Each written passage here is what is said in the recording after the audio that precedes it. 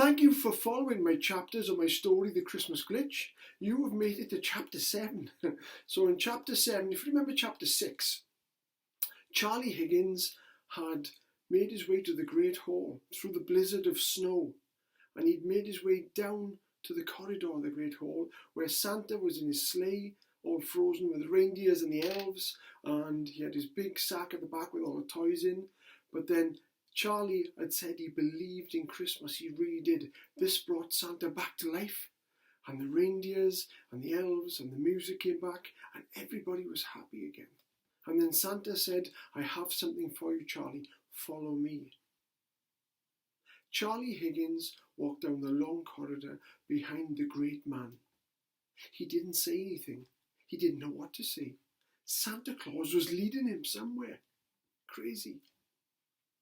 They eventually ended up in Santa's throne room. Santa sat on his throne, and right next to him was a small chair. "Right, Charlie, take a seat." Charlie sat down obediently, as if being brought up in front of the headmaster. "Right then, Charlie Higgins, I totally understand why you didn't believe in Santa Claus or Christmas. I know what you've been through, and I really, really feel for you, but I'm really happy that you believe in it again.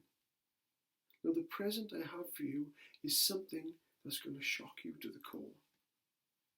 I know that you lost your brother just before last Christmas. Your brother David Higgins. This brought tears to Charlie's eyes. He was crying, he couldn't help it. He missed his brother so much, and that is the present that Santa wanted to give him.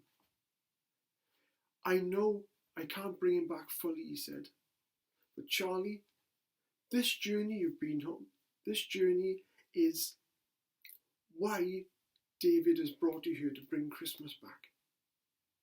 The bells that stopped in the church, do you remember? You used to stand in front of the church with David and listen to the bells on Christmas Eve?" Charlie said, "Yes, Santa."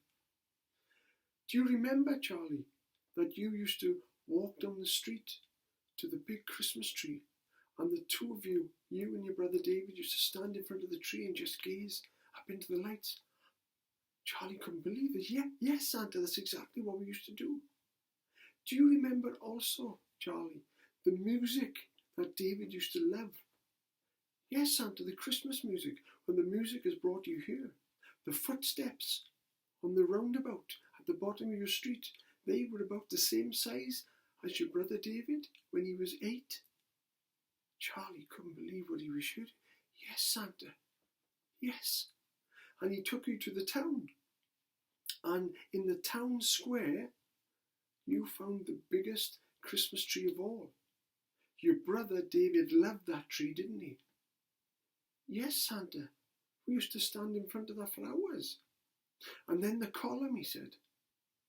"Yes, Santa, when you had the wolf chasing you, when the wolf was doubt. The wolf was trying to stop you believing in Christmas." It was all starting to make sense to Charlie. "Santa Claus, what was the column all about?" "Well, when you were going up the stairs in the column," he said, because Santa knows everything, he said, "you were running your hands across the smooth wall. Well, do you remember, Charlie, running your hands across the smooth wall of the hospital when you walked up the steps to go and see your brother for the last time?" Big bumping tears came down. "Yes, Santa, now I think I understand. The cable car at the top was the cable car that David wanted to go on in Switzerland, but he never got the chance." It was all coming back to him. It was all true. "And the cable car behind with the dark, mysterious creature in. Again, that was something trying to stop you from getting to Santa's town." This was all so surreal. So he said, even the voices in the wind and the snow and the blizzard before you got to the Great Hall, that was all trying to stop you from getting Christmas started again. That was all stopping you inside from believing in Christmas. It all made sense now. everything, every part of it, because David loved Christmas. Well, David wouldn't want you to stop loving Christmas. So now, I want you to meet David one more time.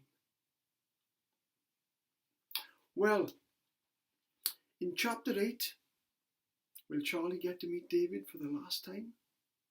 You're going to have to follow by subscribing to my channel and clicking on the notification bell, and I will see you in chapter 8. Bye now.